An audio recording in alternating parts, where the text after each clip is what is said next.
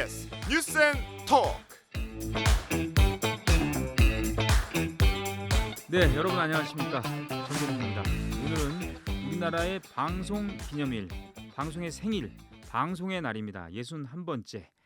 우리 방송도 나날이 발전하고 변화하고 있습니다. 방송의 날을 맞아서 오늘 뉴스앤토크는 특별한 시간을 마련했습니다. 방송의 날에 대한 얘기들을 나눠보겠습니다. 동국대 미디어 커뮤니케이션 학과 교수이자 차기 한국방송학회 회장 강지원 교수를 초대해서 오늘 방송의 날이기 때문에 이런저런 얘기를 좀 나눠보도록 하겠습니다. 네, 9월 3일 수요일 BBS 뉴스앤토크 시작하겠습니다.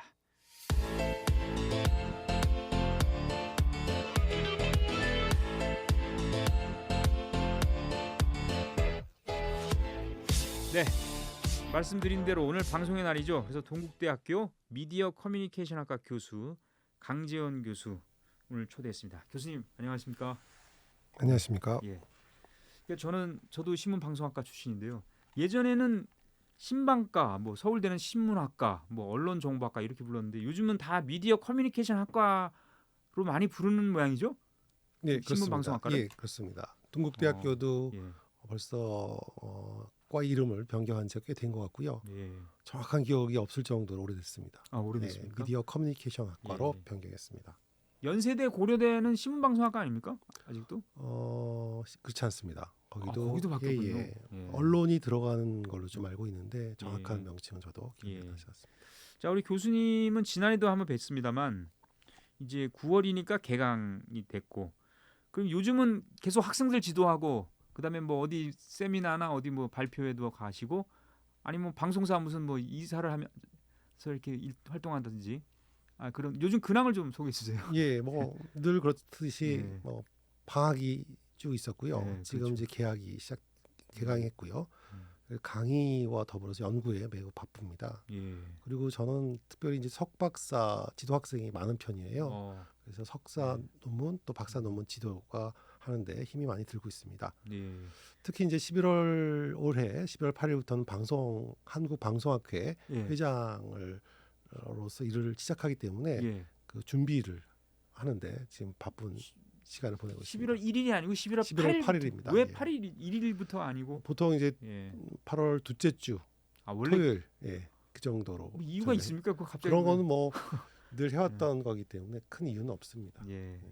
동국대학교에 커뮤니케이션 연구소가 있지 않습니까? 예, 맞습니다. 그 소장직도 계속 예, 지난해와 예. 마찬가지로 계속 연구소 소장직을 맡고 있습니다. 예. 뭐 지난해도 잠깐 말씀드렸지만 뭐 다양한 커뮤니케이션 현상을 이해하고 또 설명하고 또 예측하기 위한 연구들을 위해서 저희가 이 연구소를 만들었고요. 예. 특히 이제 학제 간의 연구를 지향하고 예. 타 분야의 연구 성과를 공유하면서 이 본 커뮤니케이션 분야의 외연을 확장하는 데 비전을 두고 있습니다. 뭐 최근에 뭐 그 주목할 만한 무슨 학제 연구나 무슨 그런 거는 특별히 특별히 예. 이제 불교, 종교와 예. 커뮤니케이션 그렇죠. 예, 세미나를 했던 기억이 나고요. 예. 올해도 9월달 이번 달 예. 중순경에 또 세미나를 예정하고 있습니다. 불교와 커뮤니케이션. 네, 그렇습니다. 예. 불교와 커뮤니케이션도 사실 연구할 분야가 의외로 많더라고요. 저는 뭐 그렇게 생각을 안 해봤는데 평소에는. 그렇죠. 이게 신학이라는 예. 그죠? 신학과 이성 중심의 이제 사회과학과의 만남이죠. 그러니까. 예, 그래서 굉장히 많은 뭐 주제와 문제와 있어서 굉장히 흥미롭습니다. 예, 학제 간의 연구가 될 것 같습니다. 무슨 방송사 경영 문제라든지 언론 논조 문제 이런 거랑은 크게 연결되긴 좀 어려울 수도 있어요. 그렇습니다. 예, 알겠습니다. 차기 방송학회 회장이시라 그랬는데 임기가 11월 8일부터 1년. 근데 이제 궁금한 게 저는 아까 이제 임기가 왜 11월인지 그리고 왜 1년밖에 안 하는지 그리고 무슨 역할을 하는지 이게 저희가 궁금한 게 아니라 일반인들이 다 궁금해할 것 같아요, 진짜. 예. 뭐 이유는 아까 잠깐 말씀드렸지만 결국 회원들 간의 합의입니다. 합의의 결과물이 이제 정관이라는 것이고요. 이 비영리 단체이기 때문에 정관을 두고 있지 않습니까? 가지고 있죠. 그 정관에 따라서 1년으로 임기를 정해놨기 때문이고요. 학회장의 역할은 주로 이제 회원들이 자유롭게 연구한 결과물을 이제 서로 나눌 수 있게 그런 기회 그러니까 시간과 장소를 예. 제공하는 게 주요 역할인데요. 예. 여기서 자유롭게란 말은 예. 재정적으로 어려움이 없어야 되잖아요. 예. 그렇죠? 그리고 또 하고 또 정치적인 성향이 여부에 따라서 예. 뭐 연구를 못한다든지 이렇게 자유를 속박하지 못하도록 하는 그런 외풍을 막는 역할도 학회장이 이제 하고 있고요. 예. 구체적으로 말씀드리면 예. 뭐 학술지가 나옵니다. 학술지 있어요. 학술지라는 예. 것은 결국 결과물을 이제 나누는 거죠. 공유하는 하나의 방식이고요. 학술지도 제작하고 또 여러 가지 세미나 등 학술 대회도 운영을 하죠. 따라서 이제 자금이 들어갑니다. 그러니까 자금을 마련하는 게 저희 역할입니다. 뭐... 예, 자금 조달이 주요한 학회장의 역할입니다. 예, 골치 아픈 일을 하시네요. 근데 더불어 요즘에 이제 방송 3법이 이제 발효되면서 학회가 뭐 물론 저희 학회만 하는 건 아니지만 예. 3학회가 2명의 공영방송 이사를 추천하게 되었기 때문에 그렇죠. 예, KBS나 MBC의 경영 관리 감독 기구인 방문진 방송문화진흥회 이사 2명씩 그렇게 또 EBS까지 아마 5명의 공영방송 이사의 추천 권한을 갖게 돼서 이게 좀 사회적 책임이 더 커졌다고 얘기할 수 있고요. 좋은 분을 추천하기 위해서 지금 좀 민주적 절차를 마련 중에 있습니다. 그래서 바쁩니다. 그러니까 회원들끼리 서로 이렇게 뭐 조율을 하거나 이런 절차를 가지고 회장이 그냥 딱 나 이 사람 하자. 회장이 이제 독단적으로 하게 되면 민주적이지 그렇죠. 않죠. 회원들의 의견을 반영해야 되기 때문에 회원들의 의견을 민주적으로 어떻게 반영시킬 것인가 원칙과 절차를 지금 논의 중에 있습니다. 예. 그리고 뭐 이렇게 정치적으로 민감한 현안에 대한 입장 표명 이런 것도 논의를 해서 발표를 해야 돼요. 맞습니다. 뭐 발표했다 안 했다 뭐 말이 많아요. 또 제 공약 중에 하나가 이제 의견 표명, 즉 사회적 역할을 좀 더 적극적으로 하자라는 거고요. 그거를 회장이라든지 몇몇 연구회 중심으로 성명서를 발표하는 것이 아니고 어떤 절차를 가지고 하자. 그 절차를 지금 저널리즘 특별위원회를 만들어서 논의 중에 있습니다. 근데 이게 어느 한쪽 편에 서는 것처럼 비춰질 우려, 너무 좀 지나칠 우려인가요?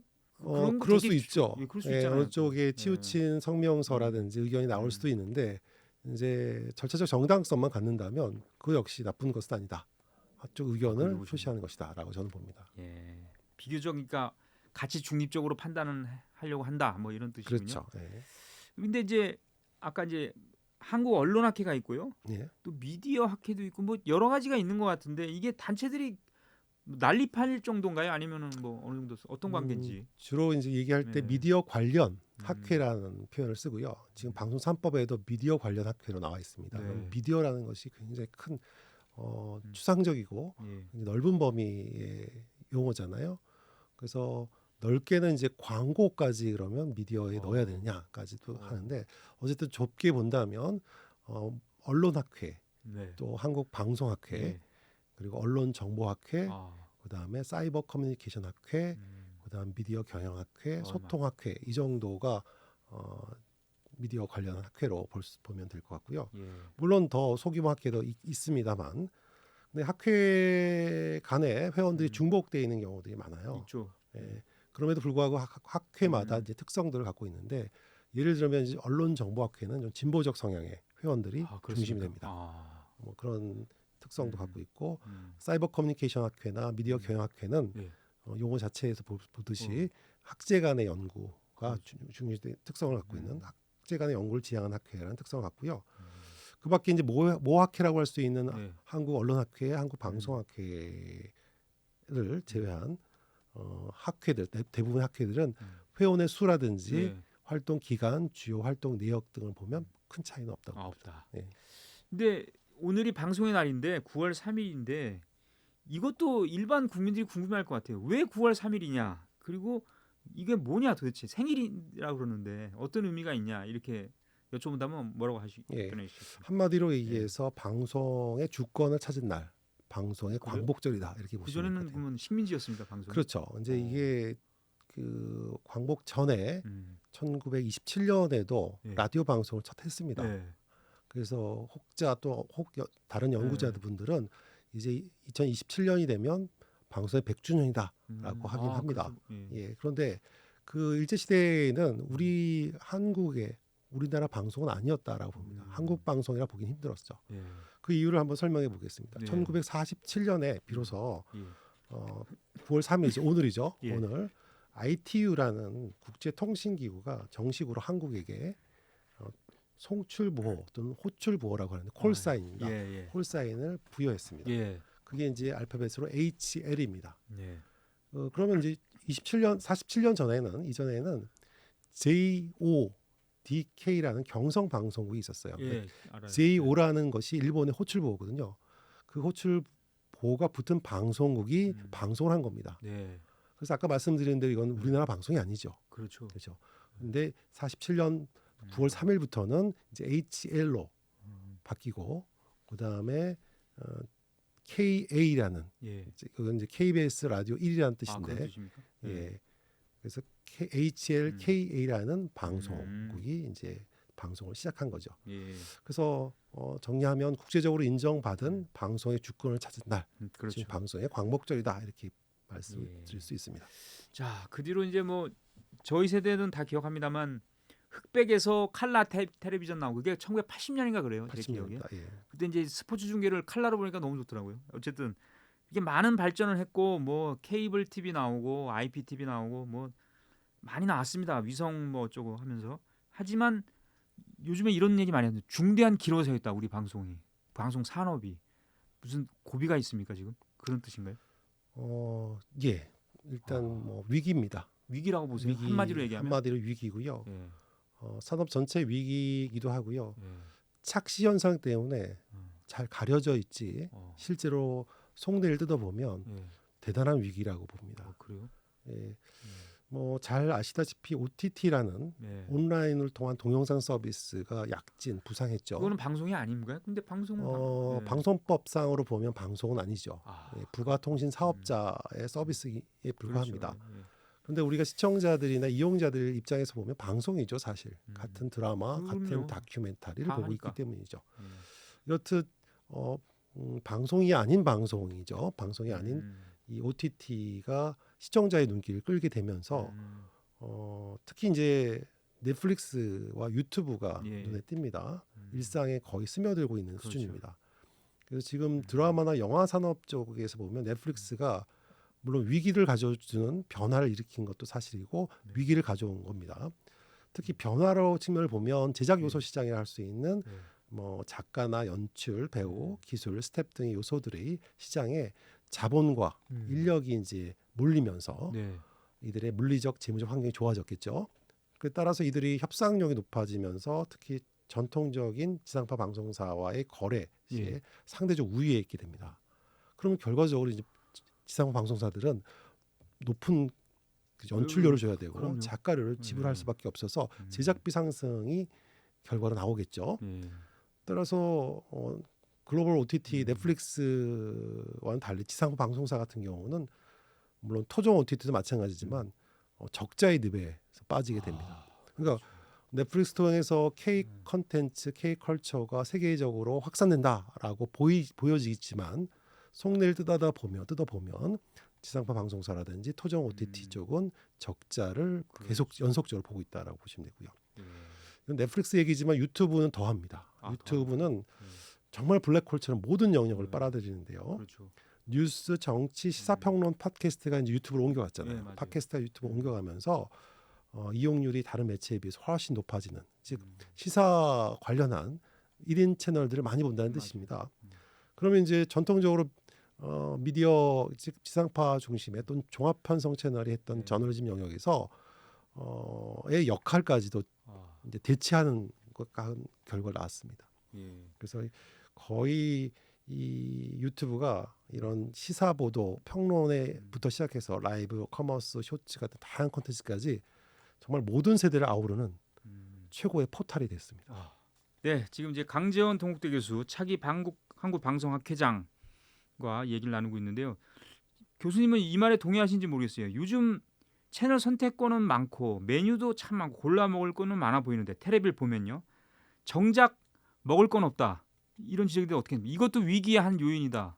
그렇죠. 그렇습니까? 예, 아까 뭐 말씀드린 것과 연장해서 말씀드리면 종합편성 채널이라는 직접적인 경쟁하는 지상파 경쟁하는 채널도 등장했고 그밖에 유료 채널들과 또 심한 경쟁을 하고 있고요.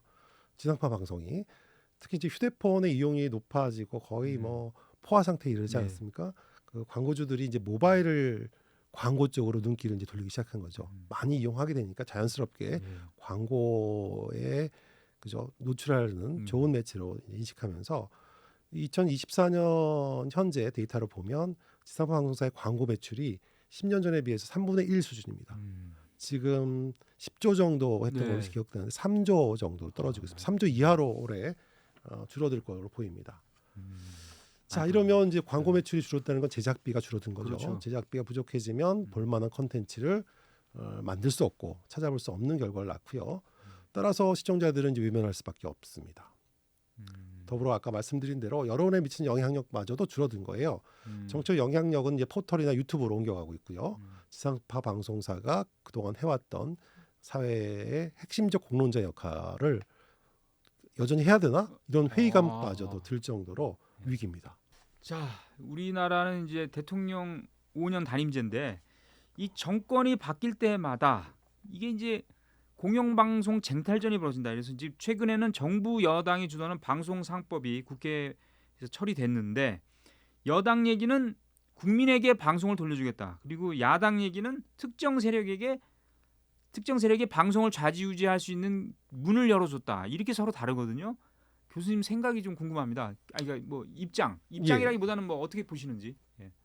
일단 막 방송 3법은 발효가 됐습니다. 네. 예, 발효가 됐고 법이 시행을 하고 시행 단계에 들어가 있는 거죠. 사실 저는 이번 방송 3법을 크게 두 가지로 나눠서 바라봐야 된다고 생각합니다. 하나는 이제 공영방송 이사회를 늘리는 거죠. 늘릴 때 늘리면서 추천권을 좀 다양하게 만드는 그런 내용이고요. 이는 이제 이와 같이 하는 것은 정치적 영향력을 좀 없애기 위한 겁니다. 이제 국회 추천 비율을 이제 40%로 줄였다는 얘기인데 대신 이제 시청자위원회나 방송 종사자, 미디어 관련 학회 그리고 변호사 단체 등 다양한 단체들에게 이사 추천권을 갖게 하는 것입니다. 또 하나는 이제 편성위원회와 관련된 겁니다. 편성위원회의 설치 그리고 편성 및 보도 책임자에 대한 임명 동의제를 의무화하는 그게 이제 하나의 또 안입니다. 하나의 방송법의 내용입니다. 자, 그러면 이제 첫 번째 문제의 핵심은 뭘까요? 그러면 이 정파적 인사를 줄이고 좀 회색이라 보기 중립. 죄송합니다. 중립적인 지대 인사를 확대하는 데 있습니다. 그럼 이제 100% 국회 몫을 다 없애는 0%로 만드는 게 가장 좋은 아니겠죠? 그렇죠. 사실상 100%에서 40%로 줄었다는 건데 0은 아니잖아요. 그렇죠? 0은 아니죠. 그렇죠. 그러면 지금까지는 0에서 사실 100% 사이에서 재량과 관행으로 사실은 뭐 물론 부분적으로는 정치적 영향력이 있는 분도 계시고 그렇지 않는 분도 계셨어요. 그런데 지금은 이제 확고하게 40%는 뭐 누가 봐도 그죠? 국회의 몫이고 국회에서 추천한 사람이고 그들은 정치적 영향력을 해서 자유롭지 못한 분이기 때문에 지금까지 이제 관행적으로 이루어졌던 일부의 정치적 간섭을 명시적으로 확고하게 정해놓은 셈이 된 거고요. 사실 이거는 크게 문제가 될지 않아요. 0%와 40% 차이는 크게 보일 수 있어도 나머지 다양한 채널을 통해 추천받은 이사님들이 좀 희석시킬 수 있는 부분이 있습니다. 이제 근데 두 번째 문제는 좀 다른 문제야. 사실상 방송 3법의 핵심은 뒤번째에 있습니다. 공영방송 이사 추천 다양화나 사추위의 문제보다는 취재 보도, 제작 편성 자율성을 보장하려는 규정이에요. 말은 좋은데요? 좋죠. 근데 이 규정들이 오히려 전체 방송사의 자율성, 또 표현의 자유라는 헌법이 보장하는 방송사의 기본 권리를 일부 침해할 수도 있게 만들었다. 소지가 있습니다. 지금 설명을 드리자면 편성위원회는 이제 편성 규약, 즉 방송법 제4조의 사항에 있는 종사자의 의견을 들어서 편성 규약을 제정해야 한다라고 되어 있습니다. 그 부분을 이제 편성위원회에 대한 부분이 없기 때문에 이제 추가적으로 보완 입법이다라고 주장하시는 부분인데요. 일단 편성위원회가 그래서 편성 규약을 제정할 때 또는 개정할 때 참여를 합니다. 주체가 되는 거고요. 그럼 편성위원회는 결국 구성은 노사 동수로 그러니까 종사자 구성원이 종사자의 반 사용자 반 반. 이렇게 돼 있습니다. 예. 그럼 종사자는 결국 노조는 아닙니다. 사실 노조는 아니고요. 노조가 아닌 종사자. 예. 협회라는 직능별 협회에서 추천하는 사람 기자협회 오인이 될 뭐 수 이런 있습니다. 거. 예. 방송사 내부에 협회들이 예, 있습니다. 이쪽. 있어요. 예. 음. 그쪽인데 음. 결과적으로 보면 그 협회에 많은 분들이 노조원이기도 그럴 수 있죠. 하고요. 예. 특정 뭐 회사를 지칭할 수는 없지만 네. 그쪽은 언론 노조에 다수 그럴 수 가입된 있죠. 노조원일 수 있습니다. 음. 따라서 뭐 종사자 대표라는 것이 직능에 따른 음. 대표 협회에서 추천한 사람일지라도 네. 노조라는 특정 집단의 영향력에서 자유롭지 못한 그럴 결과가 소리가 됐다, 일부 예. 될 수 있다라는 겁니다. 예. 근데 이분들이 뭐 좋은 선의에 의해서 활동을 하시겠죠. 예. 네, 그렇죠. 음. 그러면 편성 책임자의 선임 문제나 이 편성위원회에서 또 하는 일입니다. 편성 책임자의 선임에 있어서도 제청하는 동의 제청이죠. 또 보도 책임자의 경우는 합의하는 또 시청자위원회가 예전에는 사장이나 경영진이 사실은 아는 지인들을 많이 모셔왔는데 그렇죠. 이제는 편성위원회에서 위원을 추천하는 이렇게 바뀌는 겁니다. 근데 음. 이런 결정들을 심의하고 의결해야 되거든요. 예. 이게 이제 의무화된 거예요. 그렇죠. 자 이러면 네. 그동안 단체 교섭을 통해서 자율적 방식으로 해왔던 것이 이제 강제적으로 꼭 지켜야 될 의무가 됐고요. 만약에 심의 의결이 부결되거나 예. 되지 않은 경우는 지연되겠죠. 예. 이런 부분들이 좀 우려되는 부분입니다. 그래서 이런 문제를 해결할 수 있는 보완 장치가 꼭 제도적으로 필요하다. 저는 필요하다고 보시는군요. 그러신 거죠. 예전에도 분쟁조정위원회 같은 그 편성위원회에서 해결하지 못하는 부분들을 예. 따로 따로 조정하는 기구가 또 제한된 적도 있었던 걸 기억합니다. 예. 자 이렇게 되면 편성위원회가 사실상 그 실효적으로 힘이 센 게 기구가 의사 되네요. 결정을 예. 못하게 되면 못하게 되면 너무 또 못하게 이렇게 되면, 5대5로 지연되고 맞서면? 맞서게 되면 그럴 수 있죠. 사실상 이게 유명무실할 것도 되고요. 물론 이제 뭐 경영자 측 사용자와 또 종사자 대표 간의 타결이 정책 이루어지면- 성향이 예. 뭐 맞을 수도 있지 맞으면 않습니까? 또, 맞게 예. 되면 뭐 일사천리로 되기도 하고요. 예. 그런데 이게 또 곤란한 부분들은 이제 프로그램 제작하는 PD들이나 예. 또 기자분들이 예. 경쟁을 하는 경우가 생기잖아요. 그럴 수 있어요. 그러면 경쟁 대상자의 이제 공정성에 문제가 있다라고 문제 제기를 하게 되면 편성위원회가 열리게 됩니다. 그러면 어느 쪽 편을 들 수밖에 없다면 편성 규약을 위배하는 경우가 예, 생기겠죠. 그럴 수 있겠네요. 예. 그렇게 되면 편성 규약 위배에 대한 또 처벌 조항이 있습니다. 이 법에 대한 처벌 조항이 있어요. 예. 이렇게 되면 사실상 이 처벌에 벌점이 매겨질 것이고 법적 처벌이니까요.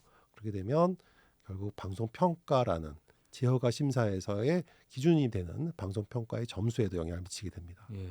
여러 가지로 보면 좀 이 심의 의결한 기구로서의 기능을 제대로 할까라는 측면과 또 한 가지는 이 보도 지금 두 번째가 우려됐던 부분들까지도 보면 사실상 편성위원회가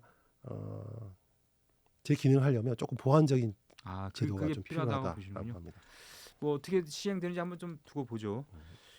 그 방송 종사자들이 이제 이런 와중에 그러니까 뭐 서로 이제 뭐 칼을 겨눈다고나 할까요? 그러면 이제 해고, 좌천, 조직 내 왕따 뭐 이런 일이 자꾸 일어나요. 근데 그런 거는 근본적으로 뭐 막을 수 없습니까? 사실 저희 이제 네. 학계에서는 뭐 공정성이라는 부분을 훼손하는 여러 가지 이유 중에 하나로 정치적 병행성이란 말, 정치적 병행성이요. 예, 병행성이라고 또 한 가지는 후견주의란 말을 쓰는데요.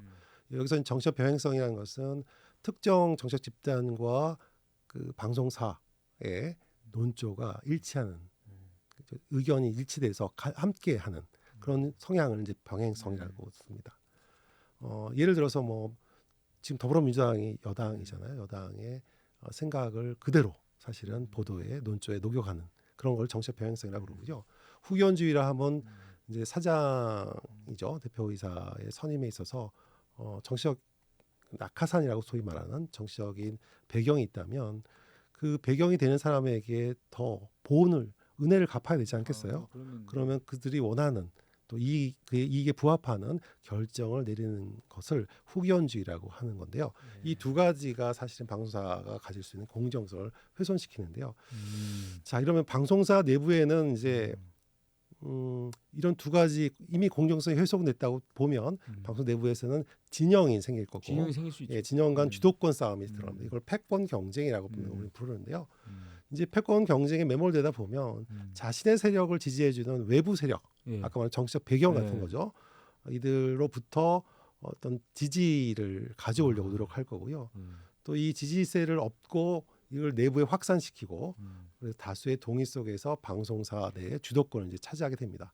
그럼 다수가 생길 거예요. 그러면, 다수의 진영과 소수의 진영이 생기면 이들 간에는 신뢰가 상실하게 되는 것이고, 그다음 적대감이나 소통의 합의, 토론 중단 같은 이제 부작용 내지는 혼란이 일어날 거죠. 예.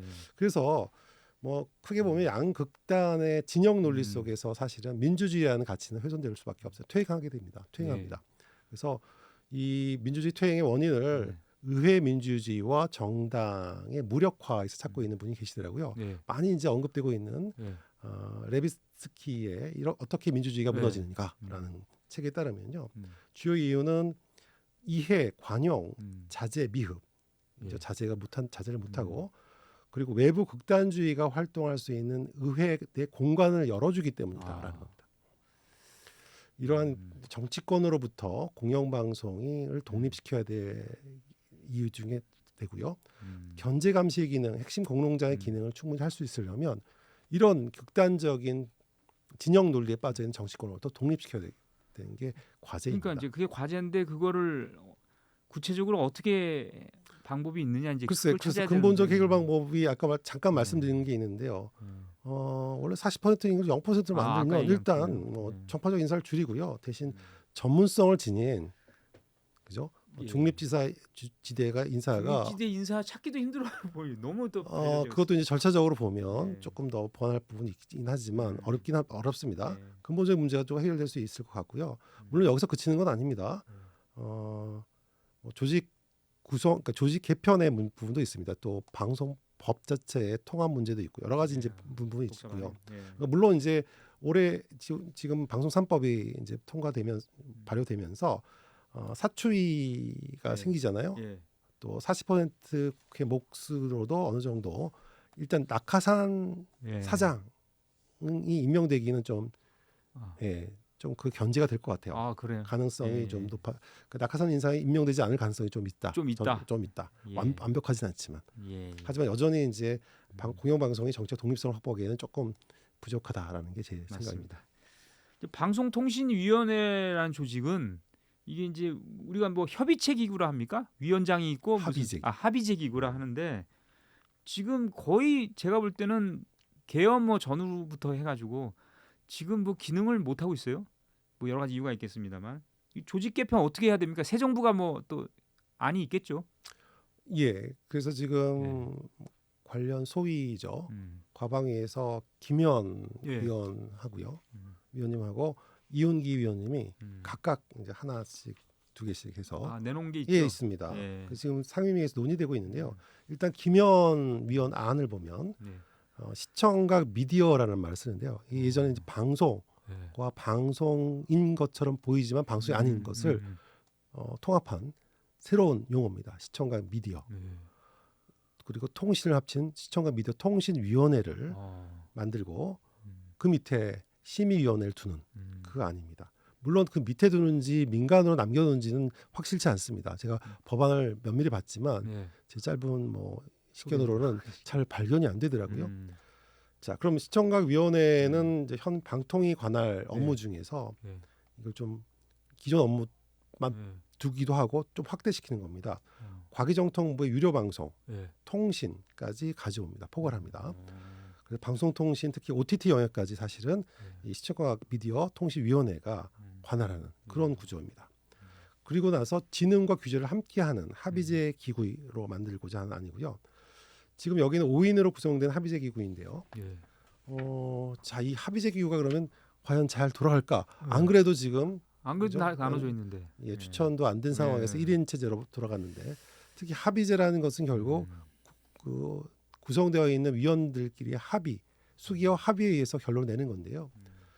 자, 지난 정부에서도 지적했듯이 이런 합의제 기구가 가질 수 있는 정책의 실현에 있어서 비효율성, 이걸 어떻게 또 극복할 것인지도 의문입니다.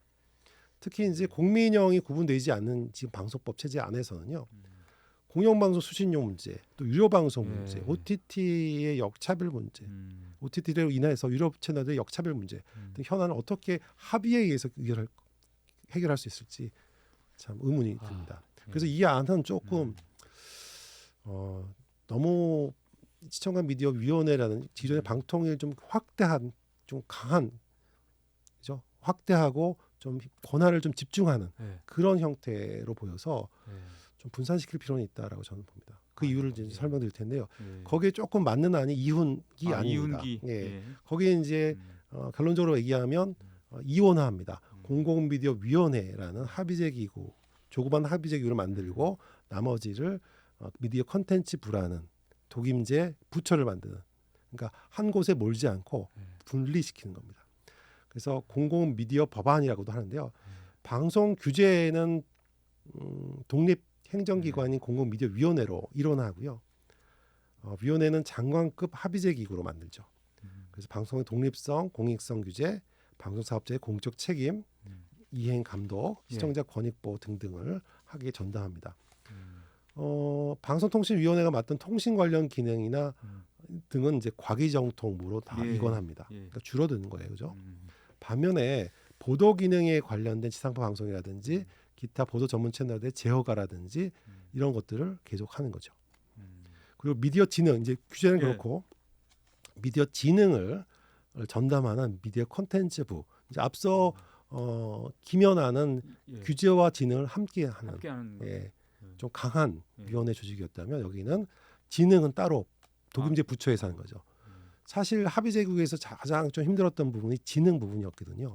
규제도 힘들었지만 따라서 진흥을 정부가 주도적으로 할 수 있도록 독임제 부처를 만들어서 장관급을 앉히는 겁니다. 그렇게 되는 거고요. 저는 개인적으로 두 가지라면 고르라면 사실 이훈기 의원 쪽을 손을 들어주는데요. 그 방송의 독립성이나 공공성 확보는 합의제 기구인 공공미디어위원회가 맞는 것, 그죠? 뭐 바람직한 거고요. 진흥은 독임제 부처가 하는 것, 이렇게 맞는 것 같고요. 다만 조금 다른 점은 공영방송의 틀을 바꾸는 소위 협약제도를 도입해서 KBS뿐만 아니라 MBC도 들어올 수 있게, 또는 MBC가 선택할 수 있게 만들어주고, 이 공영방송을 규제하는 공공미디어위원회를 소위 정부로부터 독립된 국가기관의 급으로 수준 급을 높이는 겁니다. 높여서 만들려는 거고요. 그렇게 하면 공영방송의 정책 영향력을 최소화시킬 수 있다라는 거고요. 또 민영방송의 통신 영역을 포괄하는 시청각 ICT 독임제 부처, 저는 이렇게 얘기하는데요. 이게 아까 미디어 컨텐츠 부처에다가 통신과 여러 가지를 저쪽으로 이관시키지 않는 겁니다. 그러니까 어느 정도는 힘을 갖고 있는 독임제 부처를 만드는 것을, 또 규제와 진흥을 함께할 수 있는 이런 부처를 만드는, 조금 다르죠. 그래서 위원회와 부처 독임제 이원하는 형태는 비슷하지만 내용은 조금 다른 쪽에 제안을 하고 싶습니다. 예, 알겠습니다. 어쨌든 뭐 지금 현안들이 참 많고 오늘 방송의 날을 맞아서 교수님도 할 얘기도 많으실 텐데 오늘은 여기까지 해야 될 것 같습니다. 시간이 다 됐어요. 진짜요? 예. 그래서 뭐 좀 여기서 마치도록 하겠습니다. 오늘 방송의 날 61번째 방송의 날을 맞아서 우리 강재원 차기 한국방송학회장, 강재원 동국대 교수님과 아주 여러 가지 얘기를 나눠봤습니다. 교수님 오늘 대단히 고맙습니다. 예, 감사합니다. 네, 9월 3일 뉴스앤토크 여기서 마치겠습니다. 안녕히 계십시오.